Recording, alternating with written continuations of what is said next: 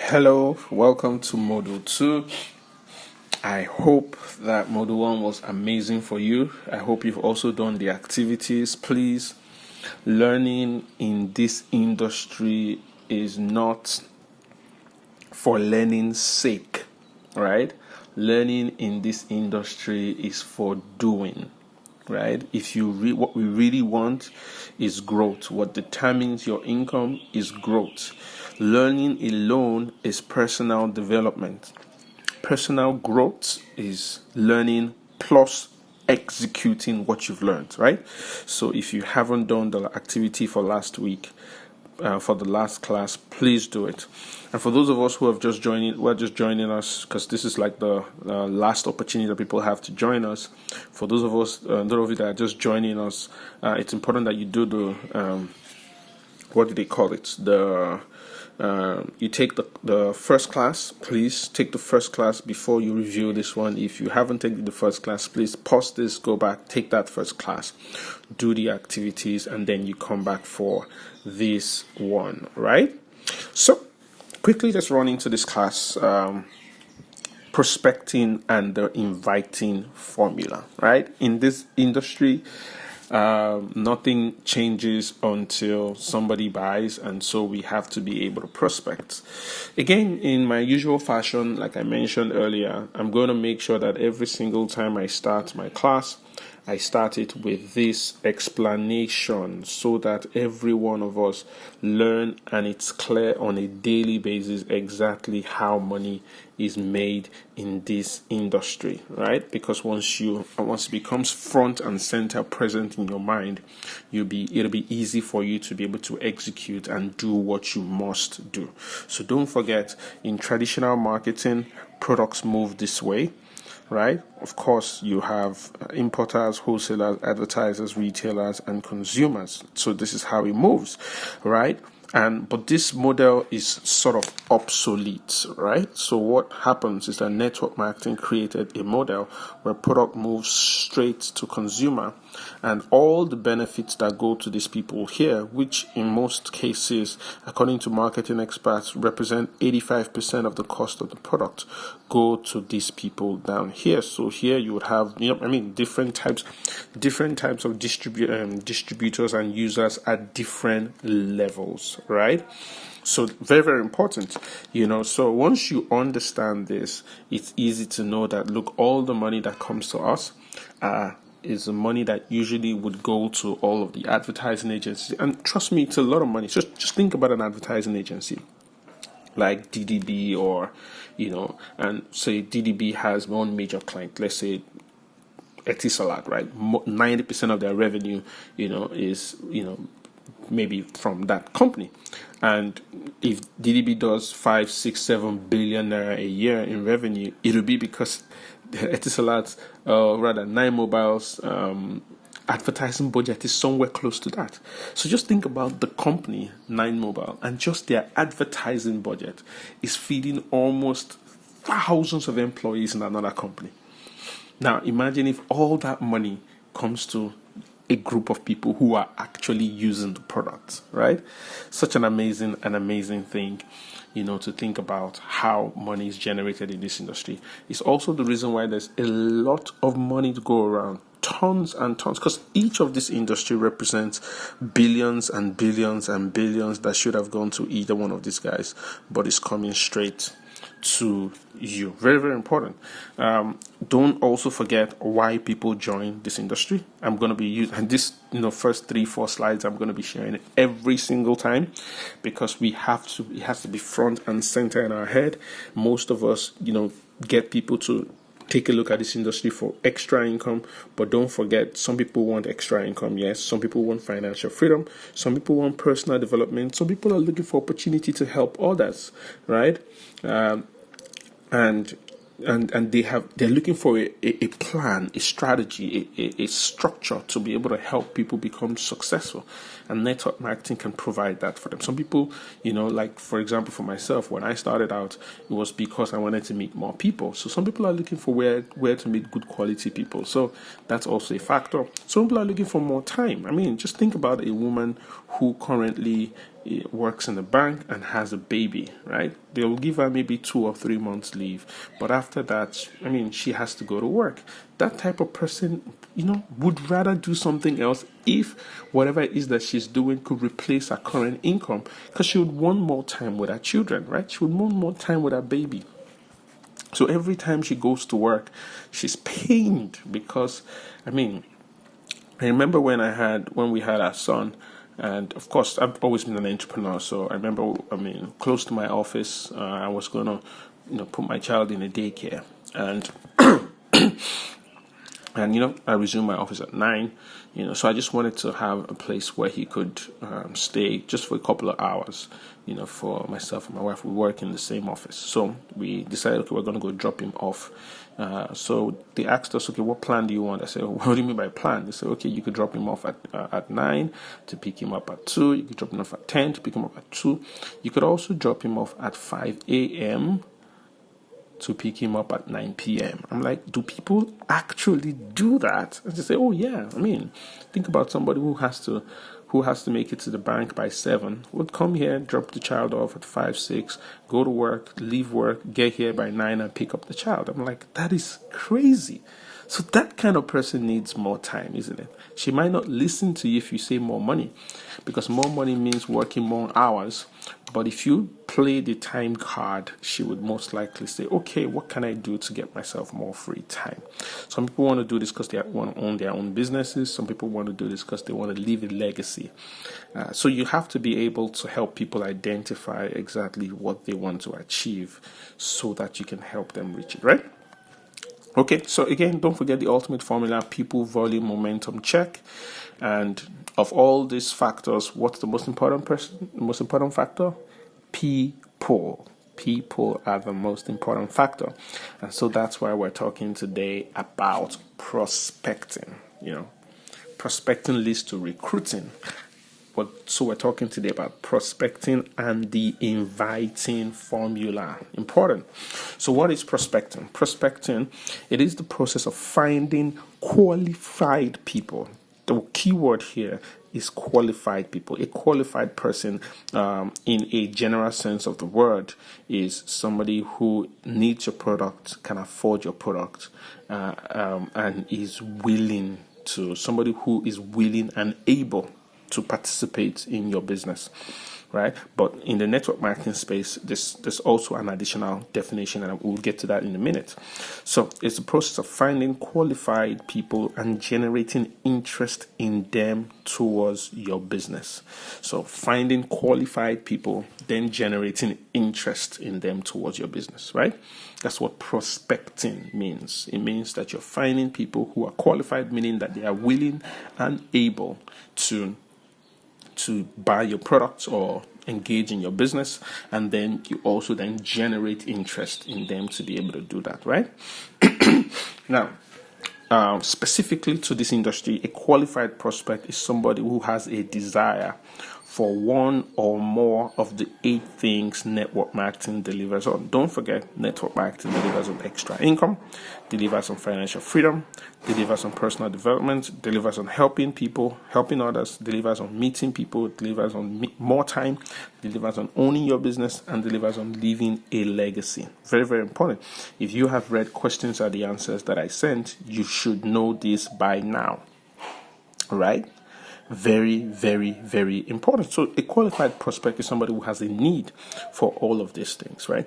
But generally, a qualified prospect is somebody who who is willing and able. So this categorizes the willing part. So the person has a willingness for one or more of these things, and then the ability to engage in terms of the person can either has the resources to engage or has a way to get the resources to engage. Unfortunately, the industry is not an expensive industry where people have to break the bank to be able to get involved, right? So the first question I always like to address when we get to prospecting is what I call the inner game of prospecting. You see, the network marketing game can be a little bit confusing. And follow me, please. This is very important for you to do that, right? So usually you go for a meeting, right? You're not aware, maybe you're not even aware of what you want. You go for a meeting, you see all these people showing all this massive amounts of money, cars, and people are balling out of control, making millions every month. Your brain wants to scatter. You go home, you can't sleep that night. You're thinking about all the things you thought it would take you 100 years to achieve. Now it looks like you could get it in 4 or 5 years, maybe even 4 or 5 months. You're not even able to sleep anymore. You call the person who invited you and say, thank you so much. I want to get involved. I'm going to change the world. I'm going to change my life. Whoa, my life is going to be different. Then you get into the business. Then they tell you that, look, for you to be really successful, people need to join you. So now you get into the business and there's a big problem. And what's the problem? You need people to join you, but people don't want to join you, right? So you start to beg them, please join me now. Join me so that I can grow up. Join me so that my level can change. Join me. But here's the thing. We forget one big reason. And we have to be able to sort this in our minds before we can see and achieve success. If anybody is going to join you in this business, you have to present it as an opportunity for them and not an opportunity for you. Don't forget that when you were going to join the business, you did not join the business because you wanted your upline to grow. You didn't join the business because it was an opportunity for your upline.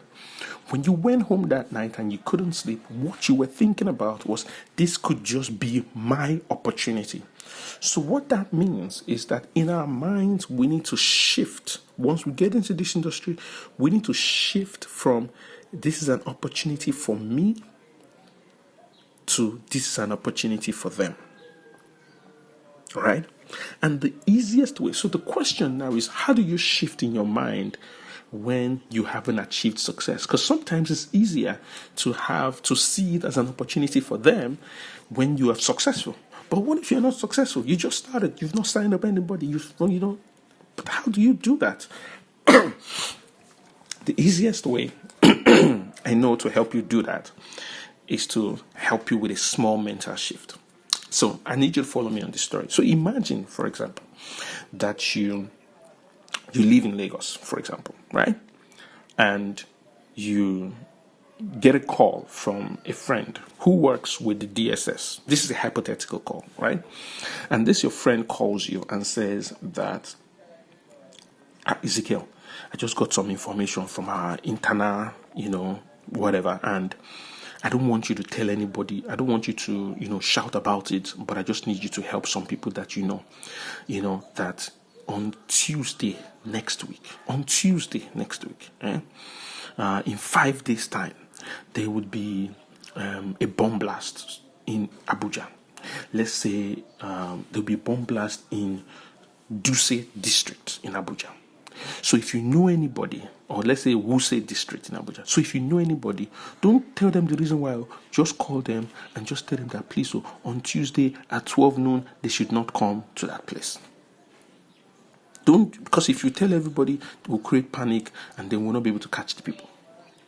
Now, once you get that kind of intel, what typically happens is that you would, as being a good person that you are, you would, go around and check your phone and try and see how you can reach a couple of people that you know. And you would call them and you'd be like, oh, please, so you know what? I get some intel. Don't go to Wuse on Tuesday, and then you're informing people about this bomb blast, isn't it? Right? So let's assume, for example, that both of us, you and I, have met in Abuja at some point. And I had told you at some point that I was living in Wuse, but we hadn't kept in touch for 5 years, for example. and maybe I'd even deleted your number. So you called me, and then you're like, "Oh, this is Ezekiel, this is Tosin, or this is Lydia from Lagos. Remember we saw blah blah blah. I just wanted to tell you that please don't go to so and so in Abuja." And I'm like, "Who's this scam person? I better get out of my phone. Get out! I'm just talking to you anyhow. Get out of my phone. What kind of all you scammers? Get out of my phone. Get out of my phone." But you're trying to convince me, and I'm like, "Can you leave me alone, please?" What would you do? You cut the phone, isn't it? And then you'll be like, "Wow, I just pity this guy." Is that not what the reaction would be? You'd pity me because you're providing me with an information that can essentially save my life. However, I'm not taking that information. Right? That's the truth. That's exactly what we do in network marketing. There is a boom blast. It's called retirement.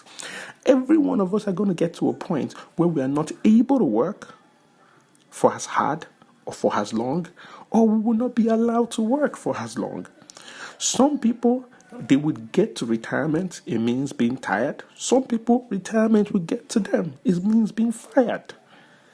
Our job is to inform them of this impending doom and an opportunity to save them. Now, whenever they choose, whatever they choose beyond our information is completely their choice, and they would live with the consequences. So whenever you're talking to a prospect, you have to shift from, "Oh, this person should join me so that I can grow," to, "Look, I'm about to save somebody here. Now, if this person takes my advice, beautiful. If this person does not take my advice, wonderful. But the opportunity that I'm offering is an opportunity for them and not an opportunity for myself." Because it's only when you have that mental disposition that you become attractive for people to join. Because nobody, and I repeat, nobody wants to work for another person. No. At all. And in network marketing, if you ever join, you're not working for your upline. I mean, if you've been in this business long enough, you would see downlines that are killing it, making stupendous amount of money, more money than their uplines would ever dream. I know what I mean. I've seen somebody who makes 8 times more money than an upline. Because again, it's a performance structure, right? If you work harder, you earn more money. Yes, you have some leverage, right? Small leverage, with your team members. But guess what? It's also a function of your own work. So you have to show them how that this is an opportunity for them. But more important than that, it has to be your mental disposition that this is an opportunity for them and not just an opportunity for you. Very, very important. I hope I've been able to clear that up, right? Okay, so what exactly do I have to do? So let's review our activity plan. First is in profiling, I usually recommend that you use the principle of TOP. TOP is essentially just the principle of the other person. That's what TOP means. And the TOP principle suggests that everybody has what we call a circle of influence and a circle of concern. Right? So the reality of our business is that it's important for you to find people who have, of course, something that you can admire. Don't just bring anyhow people into your business. The person might be poor, but the person has a good work ethic. The person might not have a lot of money, but the person must have something, right? Don't just, the problem with network marketing is that we just bring any Tom, Dick, and Harry. Of course, the circle of concern has to be something that is around, all of those 8 things. If you've read the book Questions Are the Answers, you would understand what it is that I'm talking about, right? Again, it starts with a list, right? Don't forget, list is very, very, very, very, very, very, very, very, very, very, very, very important, right? So it's important that you review your list when you're making your list. And we already talked about you making a list. You can expand your list looking at, and I'll probably, also send in like a memory jogger document, expand your list looking at, family, secondary school. In secondary school, please, there are people in your secondary school that are looking for opportunity. University, colleagues at work, church, mosque, social gatherings, neighborhood, regular vendors. Social media had already shown us how you can get people talking on Facebook, Instagram, using high engagement posts, and also how you can get people talking on WhatsApp. So please take a look at that, right? Now, this is very, very, very critical in your business. Prospect up, not down. What I find in this industry is that a lot of people in this industry, when they get into this business, right, because they don't want to feel rejected, they take the business opportunity and they call all the terrible people in their lives, people who supposedly and obviously have a worse life than them, and then present the opportunity to them and say, you come. You have not been doing anything in your life. Come and do business. And the reason why we do that is so that when those people reject the business, we can turn it back and then say, you are very useless. You see, I invite you to come and do business. You that used to ask me money, I invite you to come and do business. You didn't do. Yeah, get out of my house. Get out of my life. See, this business can be done by anybody. However, you need to realize that your team members are your board of directors in your multi-billion-dollar empire. So treat choosing them with all sense of seriousness. All sense of seriousness. It is very important that you choose them with all sense of seriousness. Seriousness of the highest order. Right? I mean, because just think about it, right? Imagine if Dangote came to you and said, I want to do business with you. And you say, okay, no problem. Okay, and this business is going to be worth $55 billion per year.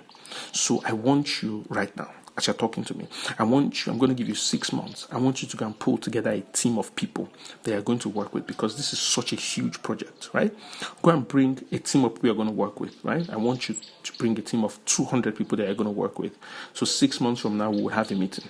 Now, would you take that offer from Dangote? Then you're not going to be calling all the useless people in your life. No, you will take the offer and you will go and meet the cream de la cream. People that are timber caliber, the best set of people that you know. And you say, you know what? I got into a deal with Dangote, and he's giving me an opportunity to bring people into this business. Would you like that opportunity? Would you like to work with me on that opportunity? Isn't that what we would do? That's exactly what we will do. Right? That's what we will do. So why is it that we get a business opportunity and then start looking for people who are in quotes? And I said it with all sense of, I say this cautiously. This is not to say that poor people or people who are low. No. This is to say that, look, find people who have distinct quality. Find people that you don't have to look down on. Find equals. Build a team. Inform people about this business that you are willing and able and excited to work with. Right? Okay, so let's talk very briefly about the inviting formula. Now, the inviting formula is by Eric Worre. Now, I'm not going to expatiate a lot more on it because I want you to get the information yourself. The GoPro book should be in the group by now, or will be in the group. You can have access to it, the PDF format, and maybe even the audiobook if you can get access to that. So the formula talks about the steps. It says and this is basically a formula for phone calls, right? So first things, just be in a hurry, right? Don't just call somebody and be talking endlessly. Compliment the prospect, of course. Remember, now you know something in their circle of influence that you can compliment. Make the inviting them to come and take a look at a business, either on a WhatsApp group or on an online Zoom call or on a live event. Get it timed, and then use if I invited you to come and take a look at this business, would you attend? It's a very powerful tool. You have to hear it from Eric Worre himself for you to get it. Get a time commitment, confirm the time commitment, get a time and number, and then get off the phone. And we're going to practicalize this in the coming week when everybody has read, particularly that part of the GoPro. We're going to practicalize it. I'm going to listen to every one of us make a call and then run through this so that it can be quick, so that it can be fast, so that you can work with it, right? Okay, good. That's very, very important. So you've got to read the book, GoPro. I'm going to provide it for everybody in this program. I'm going to provide the ebook, and hopefully also provide I'm also going to try to provide the the audio format, and then you can also get it for free on Eric Worre's site, right? So I want to talk about something that network marketers usually miss, which is prospecting by listening. People tell us all the time that they're interested in our business, but we miss out because we are too busy talking, not listening. See, Tom Barrett, I actually learned this from Tom Barrett. And he says, if you want to be massively successful in network marketing, you have to learn to listen in 3D. And what is 3D? Is 3 different Ds. You have to learn to listen for people's dreams, people's desires, and people's discontent. Every time people are telling you all the time. So sometimes you're in the office, someone be like, man, this salary no reach. Oh God, how are we going to do this month now? What are they telling you? They're telling you of their discontent. Oh, school fees is coming now. How are we going to do it? They're telling you of their discontent. That's not an opportunity for you to say, now it's true. Hi, all of us are not going to die in this world. No, don't join the party. Don't join the pity party. Take them. See, joining the pity party doesn't help you and doesn't help them too. You know what helps them? Showing them a way. Say, man, it's true. This thing is tough. How about if you, and I will tell you a couple of things that you can say. Or somebody say, man, I saw one car now, man. God. Imagine if I could make money and buy that car. That person is telling you that they need a business opportunity, right? Because they're telling you of their desires. Oh, somebody said, man, oh boy, this thing that I'm doing is not it. I need to be able to, I need to do what I love. One of my dream is to become a billionaire so that I can help people. What are they telling you? They're telling you of their dreams. It is critical that you listen. And because listen, the only thing people are going to buy is what they want to buy, not what you want to sell. So it's important that you listen so that you can rephrase and sell them what they want to buy, right? And if you've read Questions Are the Answers also, you would realize that. So what to say to your prospects? So imagine somebody is talking about whether their dreams, desires, or their discontent. One of the things you could start with is, would it be okay if for example, would it be okay if I showed you how some people are succeeding? Now, this is very, very important to use, especially if you're just starting the business and you don't have a lot of success to show. So the person is complaining, how am I going to make life? Blah, blah, blah. Say, would it be okay if I introduced you to one of my partners that can show you how to succeed, because the person is already helping me in that journey? Or would it be okay if I got you to take a look at what I'm doing so that I can get out of the situation that we are all in? Would it be okay? Using the word would it be okay activates the brain, and the natural answer for would it be okay is yes. This would it be okay question always 90% of the time generates a yes answer. Very, very, very important. That's one thing to say. Another one to say is, are you ready for a new line of work? So somebody's complaining about how they're not, whatever it is they're doing is not making ends meet and life isn't.